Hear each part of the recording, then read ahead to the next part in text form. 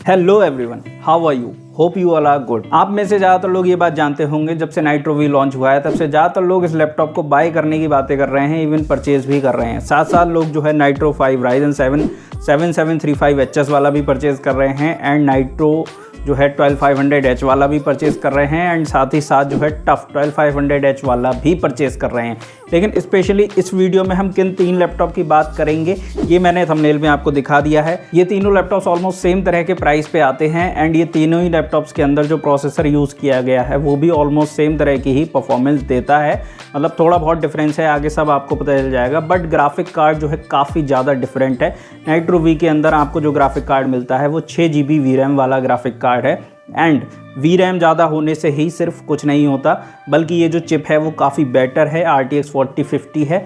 तो सारी कैपेबिलिटीज़ पे आगे चर्चा होगी। तो ये तो है वो मेजर डिफरेंस जो मैंने आपको बता दिया, लेकिन लोग अभी भी बहुत ज़्यादा कंफ्यूज हैं कि कौन सा लैपटॉप परचेस करना चाहिए।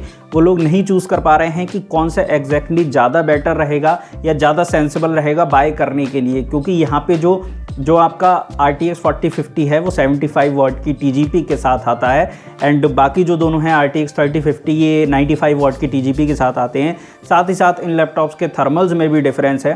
तो बहुत सारे सवाल लोगों के दिमाग में आएंगे कि भाई 60-70 हज़ार मतलब 70 हज़ार रुपये एग्जैक्टली खर्च कर रहे हैं तो कौन सा लैपटॉप लेना ज़्यादा सही रहेगा, क्योंकि पैसा वेस्ट होना ठीक नहीं रहेगा। हम इस वीडियो के अंदर इन तीनों ही लैपटॉप्स के डिसाइडिंग फैक्टर्स को ही कंपेयर करेंगे, मतलब सारे कंपैरिजन नहीं करेंगे, लेकिन डिसाइडिंग फैक्टर्स जो लैपटॉप के डिसीजन पे फ़र्क डालें, मतलब जो आपको सही लैपटॉप चूज़ करने में हेल्प करें, उन्हीं फैक्टर्स को हम कंपेयर करेंगे। बाकी चीज़ों को ज़्यादा डिस्कस नहीं करेंगे और ये जो कंपैरिजन है बहुत टू द पॉइंट होने वाला है, तो आप इसको लास्ट तक देखिएगा, आपकी चॉइस एकदम क्लियर हो जाएगी। आप अपने लिए 100% करेक्ट लैपटॉप चूज कर पाएंगे। सबसे पहले इन तीनों लैपटॉप्स की स्पेसिफिकेशन पे फटाफट नजर डाल लेते हैं। तो दोनों तरह के नाइट्रो एंड टफ के अंदर आपको ऑलमोस्ट सेम तरह की डिस्प्ले मिलती है। तीनों के ही अंदर 15.6 इंच की डिस्प्ले है, 144 हर्ट्ज रिफ्रेश रेट है तीनों का ही एंड 270 निट्स 250 निट्स के आसपास की डिस्प्ले है तीनों में ही।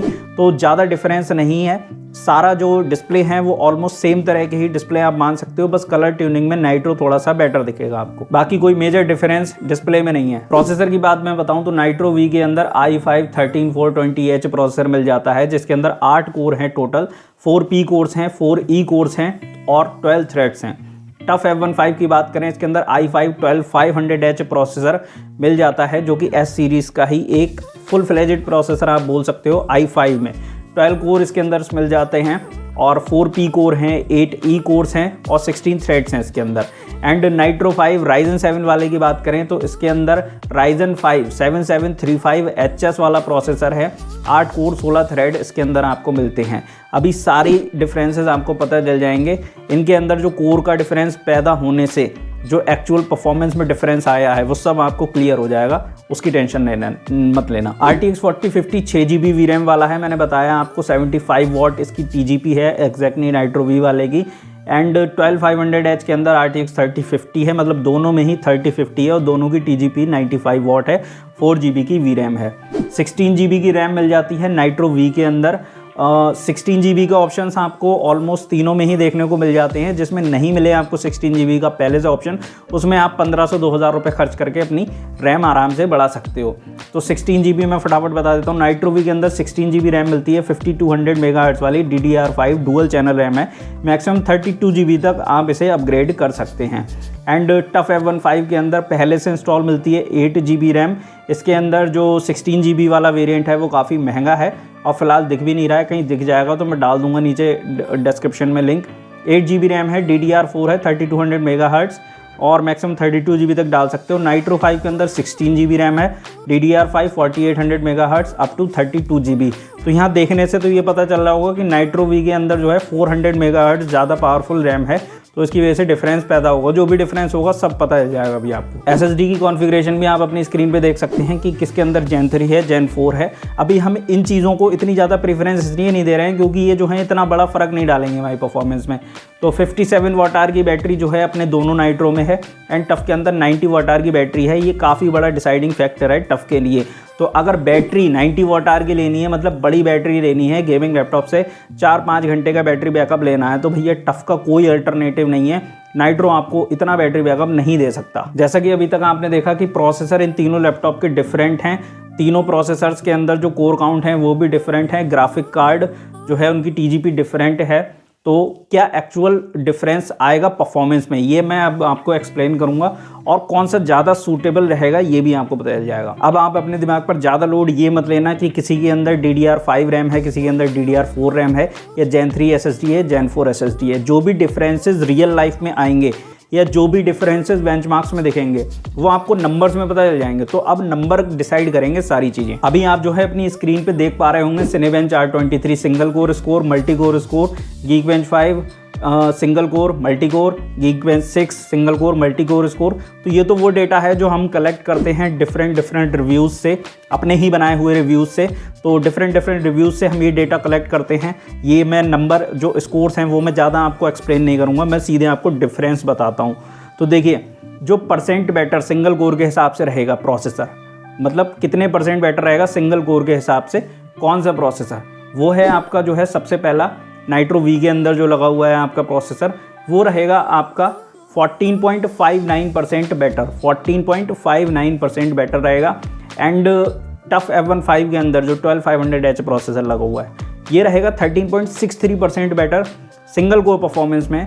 और नाइट्रो 5 को यहाँ बेस मान के चलिए, मतलब Ryzen 7 को बेस मान के चलिए, 100% मान के चलिए। तो अभी आपको डिफरेंस समझ में आ गया होगा सिंगल कोर के हिसाब से कितना है। अब आप ये जानिए मल्टी कोर परफॉर्मेंस में कौन सा प्रोसेसर कितना बेटर है। तो हमारे नाइट्रो वी के अंदर जो 13420H लगा हुआ है ये है आपका 7.55% बेटर मल्टी कोर परफॉर्मेंस में।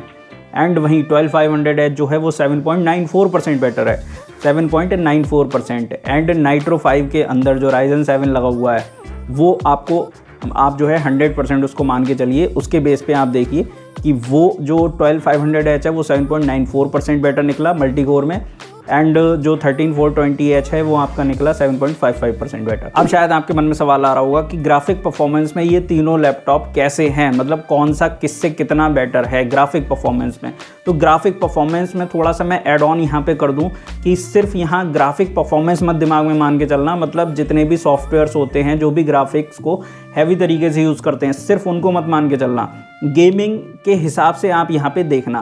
तो गेमिंग के अंदर जो एक्चुअल FPS में डिफरेंस निकल कर आएगा ना, वही एक्चुअल FPS का डिफरेंस कह लो या फिर रियल टाइम में परफॉर्मेंस का डिफरेंस कह लो, वो ये जो नंबर्स हैं वो रिफ्लेक्ट कर देंगे कि हाँ कितने % तक किस लैपटॉप के अंदर FPS ज़्यादा बेटर आ सकते हैं, या फिर जो दूसरे सॉफ्टवेयर्स आप चलाएंगे जब रेंडरिंग करेंगे या ग्राफिक कार्ड को हैवी यूज़ करेंगे, तो कौन सा लैपटॉप ज़्यादा एडवांटेज आपको कितने % तक दे सकता है। तो यहाँ पर आप सबसे पहले 3D Mark time spy score देखिए तीनों लैपटॉप्स का, इसमें आपको पता चल जाएगा कि कौन सा कितने % बेटर है किससे। तो यहाँ पे जो है 55.58% बेटर आप देख पा रहे होंगे, जो आपका नाइट्रो वी है वो निकल के आ रहा है कितना, 55.58%।